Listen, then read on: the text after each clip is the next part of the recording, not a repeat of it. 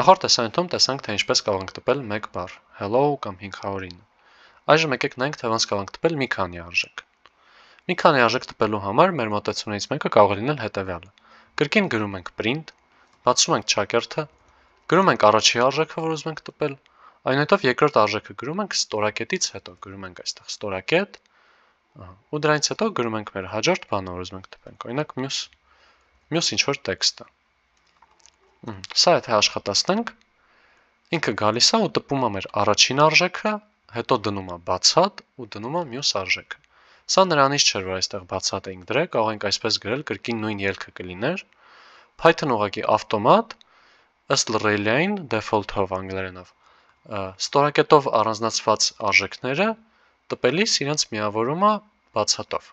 Այսինքն այստեղ ստացվում ենք hello բացատ Malmo։ Ստեղ կարող ենք ունենալ նաև թիվ, օրինակ գրենք ստեղ 12, գրենք հետո ինչ-որ ուրիշ տեղ, points go to։ Սա եթե աշխատացնենք, ինքը պարզապես բոլոր արժեքները կգա ու այսպես կտպի։ Այս 12-ի փոխարեն եթե լիներ ոչ թե թիվ 12, այլ ճակերտների մեջ գրված 12, այսինքն տեքստային 12, կրկին ելքը չէր տարբերվի, ինքը կգար ու կտպեր նույն բանը։